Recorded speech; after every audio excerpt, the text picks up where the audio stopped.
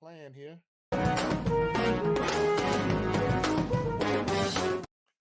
Yes, sir. We are. So watching you in practice a little bit today, what is it about this group that has you as excited as I see that you are? Man, this group is competitive. This group is competitive. They want to learn. They're eager to learn. They enjoy playing with each other, and they enjoy the game of basketball. We haven't had that in a couple years, so it's refreshing to see that. And not only that, we got the size. We got size. We got the guard play. So I'm excited from that point. The only thing that is Achilles heel would be that 3-point shot consistently, but we'll figure something out with that. But that's what has me excited with this group. I see that you're very patient with them to an extent, but you also have a certain level of expectations that you expect them to meet in terms of Florida High and what it means to play for Florida High. Would you talk a little bit about that? So the core of our group, 1, 2, 3, 4, I think 4 out of the 11 that we have, maybe 5 of the 11 that we have is new here. They understand that Florida High wins, but they don't understand what that takes. And just letting them know that, hey, there's high expectations here, you understand? And just understanding the little things of basketball or what we're trying to do in our system. I know you got to learn, you know what I'm saying? So I think you probably saw like with my second group, I was a little bit patient with them because they got to learn, but at the same time, okay, you can sprint from point A to point B, and that's unacceptable to jog, right? So, but that's where the patience come in at. Yeah, you're trying to teach them the effort is mandatory. They have to give you that. Yeah, there's no excuse from that. That's all you. That's a characteristic thing, and if you don't have it, that's a character flaw. So the effort, things that you can control it. You can't control the shot every time. You can't control if you're gonna turn the ball over every time, but you're gonna box out every time. You're gonna hustle the floor every time. You're gonna go after 50-50 balls. So those things, those winning things, is what you can control and give all that effort to. With the 5 young ladies and some of them that are still new in terms of being with you, what's your level of expectation for them this early in the season? To win. We got the guard from Chattanooga, Let's Tennessee. make that plain, though. Girl can flat out play basketball. So her learning this system is going to be a learning curve with that.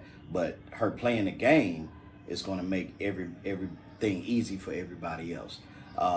With Trinaya coming in and Kelsey coming in, that's a bigger forward and a bigger post player. Once again, you have the skill set.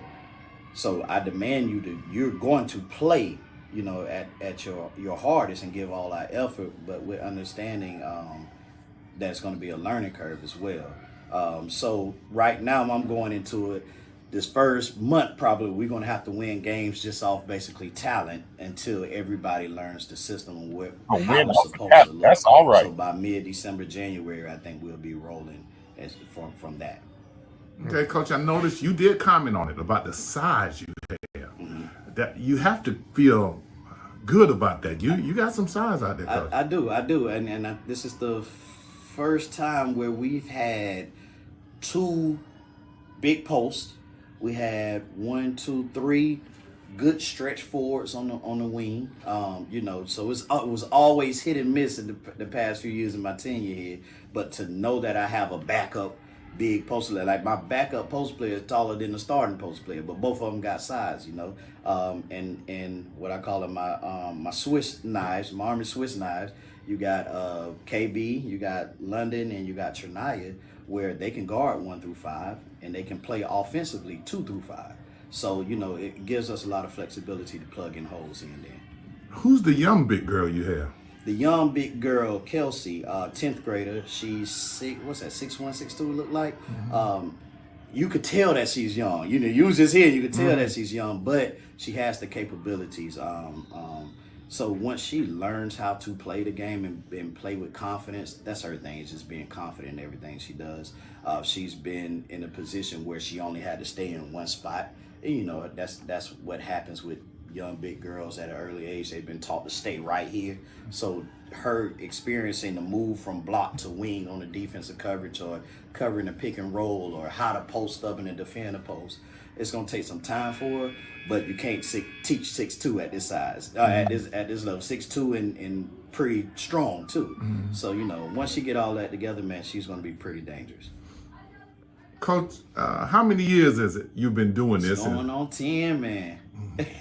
To 10 years as head coach. Going on 10. This is my 10th year as head coach, 14th year all around. Like I said, started with the boys back in 2011. I think that was Landis Anderson's junior year. Lindsey Anderson. I started, but 10th year as head coach, man. And what reflect on some of the young ladies you've had in your program. Oh my goodness. You have some. I see their All-American honors up here on your wall. Yeah. Talk just a little bit about some of these young ladies who preceded this group. Oh man, so you have Jordan Rozier, that's a senior now at South Alabama. Tonie Morgan and Adia Young, they're in their junior years.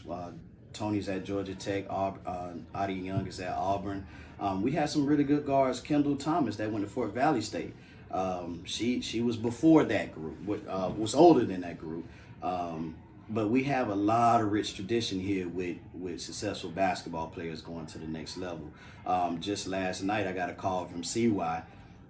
Seriously, just last night, 9:00 p.m., he called me. That's Adia Young's dad. He said, "Man, do you know what you had?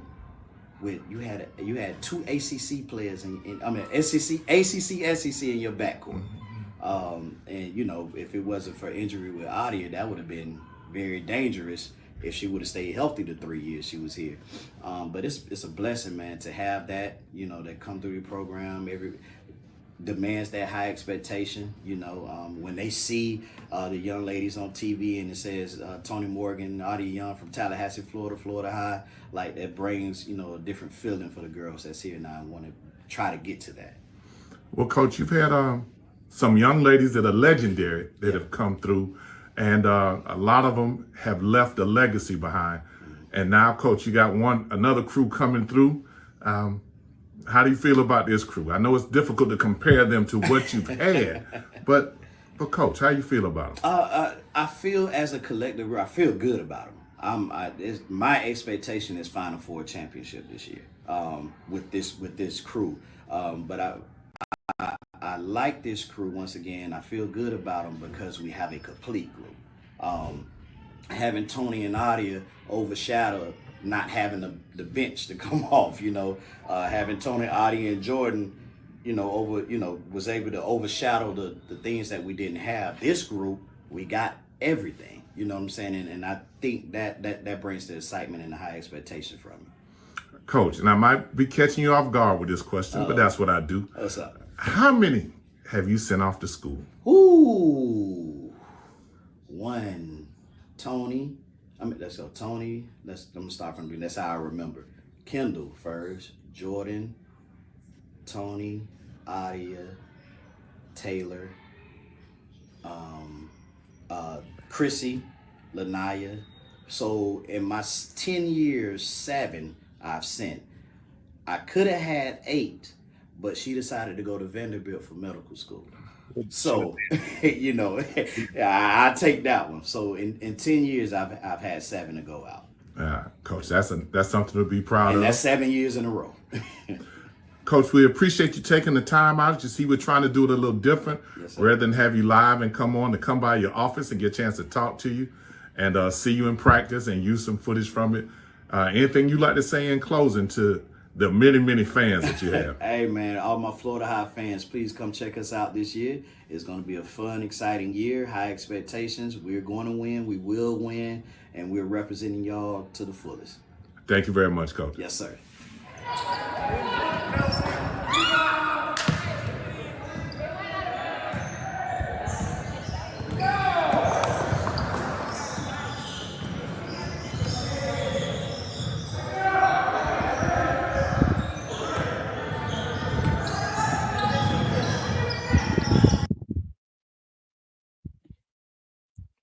Talk about a legacy. That's a pretty good one. And to have 2 girls, one in the ACC and one in the SEC, they were starting there.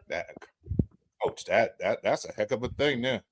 Yeah, especially for their classification. I mean, it's not like they're, what back in the day would be 5A, 6A, like a Winter Haven down here, where it's expected to have multiple players at the big colleges or go off to school, period. But that's pretty darn good for Florida High and what they're doing. That is great. Good job, coach. And then Sports Diva hollered at you, said, Rick, you might not have your hat, but you got that cup. Always. Always that, Diva. The cup never leaves. He said the cup never leaves. And he had those stars, in fact. Bringing you an update on some of the outstanding student athletes that have left the Tallahassee area. Tonie Morgan, rising junior, guard, 5. Bringing you an update on some of the outstanding student athletes that have left the Tallahassee area.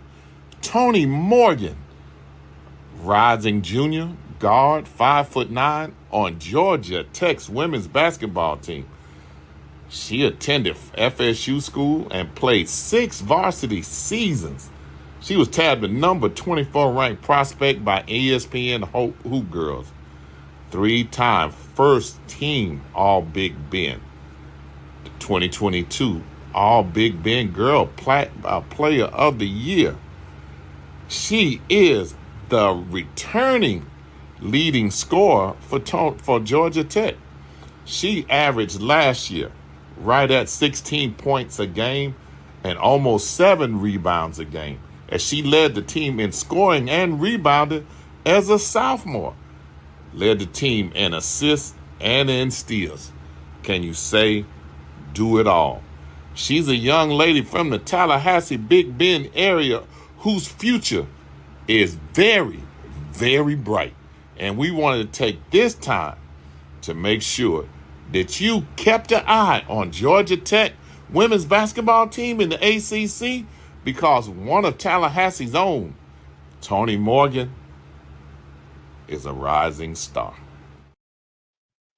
Leading scorer at guard, leading rebounder at guard, leading assists, leading steals as a sophomore. Yes, it is.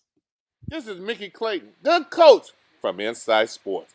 Boy, y'all know I love me some barbecue. I found the bestest barbecue sauce. It's online at BBQ Jank, BBQ Jank, the Jank. Boy, I'm messing around with that stuff. I no longer have to mess around trying to make my own. I'll put that in a pot, put it on my meat. I'll claim it, but it's from the Jank, the official barbecue sauce of Inside Sports. You better order some for your next tailgate early.